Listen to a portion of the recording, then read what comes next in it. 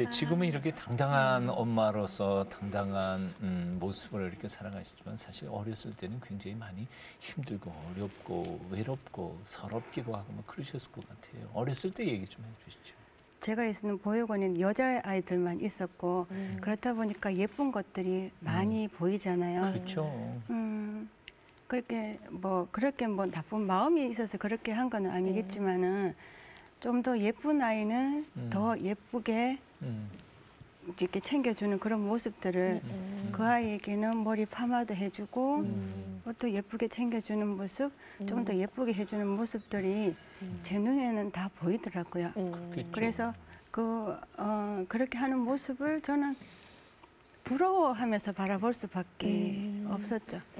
그러면서 저는 또 후원자님들이 또 보육원의 아이들에게는 있으니까 다른 아이들이 후원자님이 있는 게 부러웠어요. 근데 저도 후원자님이 생겼거든요. 그런데 김희아라는 이름이 너무 예쁘니까 이 아이도 예쁘다라는 생각이 안 들었을까 몰라요. 그분들이 가족인데 후원을 한 2달 해주셨는데 저를 만나고 난 이후에 후원자님이 없다라는 끊어진 거죠. 그분들이 사정에 의해서 아마 끊어졌겠지만 그래도 저를 보고 간 이후에 후원이 끊겼다라는 걸 생각하니까 내 모습 때문에 그렇구나. 그러면서 저는 많이 조금 외롭기는 했는데 또 제가 제 모습에 대한 걸 제가 인식하게 됐을 때가 그 선생님을 나쁘다라고 말하는 건 아니에요. 그냥 제가 준비물을 챙겨갈 수 없어서 그냥 준비물을 안 들고 갔는데 그때 선생님이 준비물 안 가져온 사람 앞으로 나오라고 하셨는데 제가 앞에 나갔는데 앞에 있는 사람 그리라고 했는데 초등학교 3학년 때 예, 그 친구들이 이제 저를 그린 거예요. 초등학교 3학년이면 10살이니까 장난도 많고 그리고 그 아이가 뭐 상처받을 거 이런 걸 생각하는 게 아니잖아요. 남들이 말하는 정말 무섭고 귀신 같은 그런 모습이 도화지 속에 그려져 있는데 얼굴과 눈이 보이는 게 아니라 빨간색으로 칠해진 크레파스 빨간색만 보이는 거예요. 그때부터 저는 빨간색이 싫고 그러면서 늘 고개 숙이고 다니고 그러면서 조금 더 많이 다른 아이들보다는 같은 보육원에 있지만 그 아이들보다는 좀 더 많이 외롭고 슬펐겠죠. 지금은 기억이 안 나요. 많이 원망스럽기도 하고 외롭기도 하고 그러셨겠어요. 똑같이 엄마 아빠만 없이 그렇게 사는 것도 아픔인데 저에게는 이 빨간 점이 있다라는 건 놀림의 대상이잖아요. 놀림의 대상이면서 학교를 이제 갈 때도 넓고 빠른 길보다는 사람들하고 덜 마주치게 좁고 먼 길을 택해서 갈 수밖에 가고 싶었어요. 그렇게 남들이 저를 보고 놀리는 소리나 그런 눈빛들이 보기 싫으니까. 그럼 뭐 심하게 말하는 사람들도 있었을 거고 그런데에도 그런 사람들을 위해서 오히려 기도했다면서요? 네, 제가 길을 가고 있는데 20대 초반이었어요. 그때는 이렇게 암도 안 걸렸을 때고 그때는 저는 제 몸도 정말 지금보다 한 20kg는 덜 나가니까 날씬하고 얼굴에 복점은 있지만 예뻤거든요. 그런데 저보고 밥맛이약하고 지나가더라고요. 그래서 제가 그때 전혀 모르는 사람이 모르는 길에 가던 그렇죠. 분인데 그렇게 얘기를 하더라고요. 그래서 제가 이제 앉아서 울면서 기도를 했어요. 하나님, 저 금방 그렇게 말했는 사람은 저렇게 말했을 때 상대방이 얼마나 아픈지 모른다. 몰라서 그랬으니까 벌 주지 마세요. 하나님 축복해 주세요라는 기도를 했어요. 그런데 제가 하나님을 알고 하나님을 믿고 있었기 때문에 축복해 주세요라는 기도를 할 수가 있었던 거죠. 길에 가다가 저보고 밥맛이야라고 얘기를 하면 싸울 수도 없는 거예요. 왜냐면 제가 왜 나한테 그런 말을 하냐고 하면 돌아오는 말들이 뻔할 거니까. 그래서 저는 그런 말조차 할 수가 없는. 사실 제 자신을 털어보면 내성적이고 홀로 언제나 혼자 다니시고 그러시기 때문에 굉장히 부정적이고 뭐 그렇게 될 것 같은데도 오히려 혼자 서면서도 명랑하고 또 긍정적으로 얼굴 표정 밝게 사셨다면서요? 사실은 잘 이해는 안 되는데. 초등학교 6학년 때까지는 참 고개를 많이 숙이고 왜냐면은 준비물이나 이런 것도 그때는 챙겨줄 수 있는 여건이 안 되는 거예요. 아이들 밥 한 숟가락 더 먹이는 게 중요했기 때문에. 그런데 제가 중학교 1학년 때 담임 선생님이 계셨어요. 박민자 선생님이신데 그분이 칭찬할 게 없는 거예요. 저한테는. 그런데 일부러 쉬운 문제를 내가지고 희야 이 문제 풀어볼래라고 일부러 저한테 질문을 시켜주시는 거예요. 쉬우니까 제가 답을 얘기하면 선생님은 칭찬을 막 해주시는 거예요.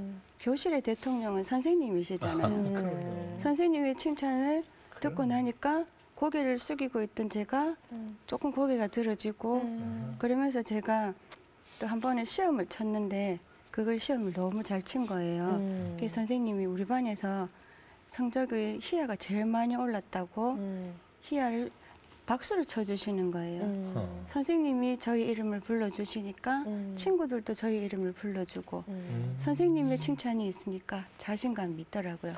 그러면서 학교에서 친구들이 저의 얼굴에 점이 있어서 다 알겠지만 밝고 명랑하기 때문에 아이들이 알아주고 선생님들이 다 알아주신 거예요. 그때 칭찬이 아마 오늘 자신감을 만들어주지 않았나 그렇게 생각합니다. 하지만 정말 그 얼굴에 대한 불평 자체가 감사로 바뀌기까지는 많은 얘기들이 있을 텐데 진심으로 언제 그 바뀌신 특별한 계기가 있으셨어요? 보육원에서 근무를 하면서 이제 다른 사람들은 남자친구들도 생기고 하는데 저는 없는 거예요. 제가 한 번은 우리 보육원에서 제가 맡은 아이들을 이제 저녁이면 늘 같이 기도를 하고 그 아이들을 재우고 난 다음에 또 저는 저 기도를 하고 잠을 자는데 제가 그날도 기도를 했어요. 기도를 하는 중에 너무 서러운 거예요. 얼굴에 이렇게 점을 생각하니까 그냥 보육원의 아이로 살아갈 수만 있게도 하셨을 텐데 얼굴에 이렇게 점이 있는 게 하나님 너무 아프다.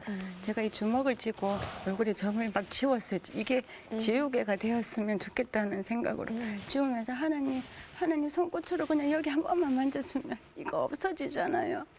하나님 치워주세요라고 제가 얼마나 문질렀는지 이게 진물이 나더라고요. 얼굴에서. 그 제가 막 울면서 있는데 하나님이 제 앞에 딱 앉으셔가지고 고개도 못 들고 하나님이 정말 이렇게 해서 하나님이 우시는 모습이 우는데 그 눈물이 제가 떨어뜨린 눈물하고 비교가 안 되는 거예요. 너무나 우시는 거예요. 제가 그 모습을 보고 하나님 저 다시는 하나님 얼굴 때문에 하나님 눈에 눈물 흘려드리지 않겠습니다. 제 모습으로 하나님이 기뻐서 흘릴 수 있는 눈물을 흘려드리게 해드리겠습니다. 하나님 죄송합니다. 다시는 안 그러겠습니다라고 제가 그때 기도를 했어요. 그런데 사실 복점 뭐 본인은 그렇게 생각했지만 그것만 가지고도 그렇게 상처와 아픔이 있는데 물론 하나님의 위로가 있었지만 거기다 하나 더 보태가지고 그냥 얼굴에 암까지 생기셨어요. 그런데도 그때에도 불평을 안 하셨다고요? 예, 제가 25살에 그렇게 저녁에 울면서 하나님 앞에 기도드리고 감사하게도 남자친구가 또 주위에 직장 동료 덕분에 친구가 생겼어요. 그러면서 제가 그 남자친구를 만날 때 화장을 진하게 하고 만났거든요. 만나는 1년을 그 남자친구를 만나오면서 너무 그 사람을 사랑하는 마음이 생기면서 미안한 마음과 죄 짓는 마음 같이 생기더라고요. 화장으로 가리고 만나서 가렸기 때문에. 그런데 제가 하나님께 늘 기도했어요. 하나님, 이 남자친구가 제 마음을 보게 해주세요. 외모가 보이지 않고 마음을 보게 해주세요. 그런데 하나님, 저는 얼굴에 점 있는 걸 얘기를 해야 합니다. 이 사람이 알게 해야 되는데 어떻게 하지요? 그런데 만난 지 1년째 되는 날 제 남자친구랑 우연히 길에서 정말 길에서 딱 마주친 거예요. 순간 너무 놀래고 당황하고 또 저는 이걸 얘기를 해야 되는데 얘기할 수 없는 이유가 뭐냐면 또 또 이것 때문에 또 헤어져야 될까봐, 또 버림받을까봐.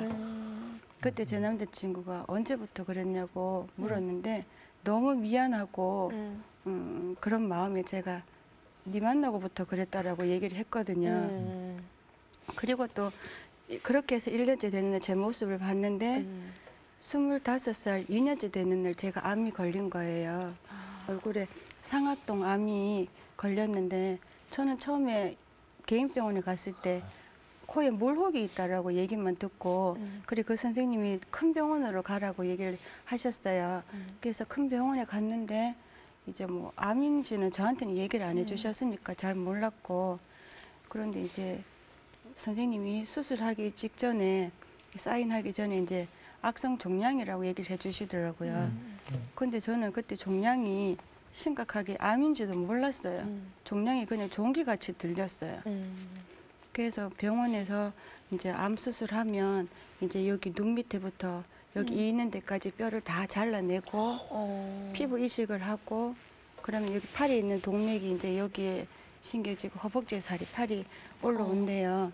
목에 구멍도 내고 그런데 저는 이런 암 때문에 이렇게 모습이 변해서 그런 것들이 무섭고 두려운 게 아니라 또 제 남자친구가 모습이 떠오르는 거예요. 얼굴에 이렇게 복종이 있는 것도 알고 사랑해줬고 저한테 부모님이 없는 걸 알고도 제 옆에 있어준 남자친구인데 그래도 사람들이 예쁘다라고 말해줬던 오른쪽에 마저 이게 없어진다라고 생각하니까 이제 이 남자친구한테 더 이상 제가 해줄 게 없다라는 생각이 들더라고요. 그래서 제가 이제 수술 동의서에 사인을 하고 이제 병원 창밖을 쳐다보고 있었어요. 감사합니다라고밖에 말할 수가 없었어요.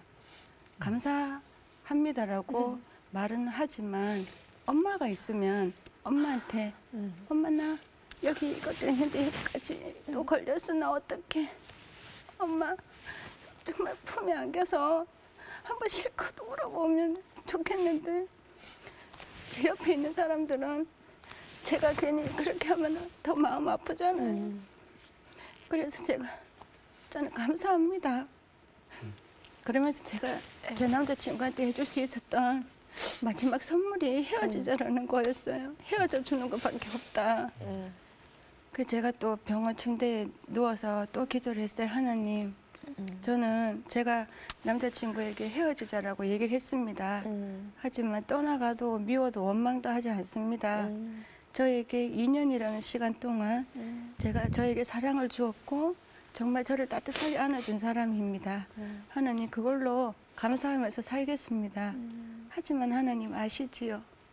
그렇게 제가 기도를 했거든요. 정말 내 마음은 하나님이 아시니까. 네, 그래서 3일째 되는 날 새벽에 얼굴이 너무 아파서 이제 잠을 깼는데 침대맡에 누가 검은 그림자가 서 있는 거예요.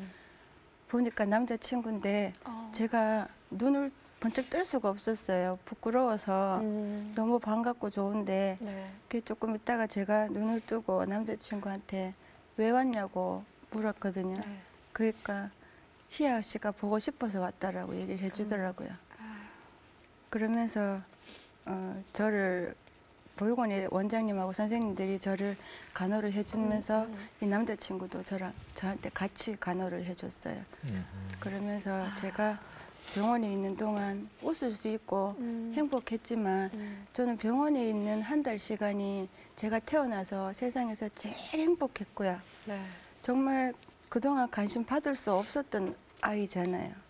늘 놀림받고 사람들 손가락질 받고 아무런 이유 없이 조롱과 비웃음이 저를 따라왔었는데 병원에 있는 동안은 사람들이 저의 이름을 불러주고 괜찮을 거라고 고맙다라고 그런 얘기들을 해주면서 관심을 받고 사랑을 받는데 병원에 있는 시간이 정말 저는 제 생에 제일 행복했거든요. 그러면서 이제 퇴원을 하라고 하는데 퇴원이 너무 하고 싶었는데 의사 선생님이 퇴원하라고 딱 말씀하시는데 저 퇴원합니다라고 말할 곳이 없는 거예요. 갈 곳이 없으니까. 왜냐면 보육원에서 제가 보육사로 일할 때는 거기가 제 직장이고 제 집이었지만 이제 아파서 저도 일을 할 수 없기 때문에 이제 사직서를 썼거든요. 그래서 이제 거긴 제 집이 아니잖아요. 아이들을 돌봐야 되는 집에 네. 제가 거기 들어가서 제가 보상필름을 받을 수 있는 입장이 아니잖아요. 그래서 그때가 저는 제 생애에서 병원에 있을 때 제일 행복했지만 정말 제일 아팠던 기억이 있고요. 부모님 저를 낳아주셔서 감사하고요. 어쩌면 이 점 때문에 제가 세상에 혼자 되었지만 그래도 저는 이 점 때문에 이것이 복점이 되어서 제가 살아갈 수 있는. 그러니까 우리 애기가 아이고 우리 애기 아파. 엄마가 우리 애기 다 나을 때까지 잠 안 자고 지켜줄게 라고 얘기를 하더라고요. 그게 제가 아 이게 엄마구나.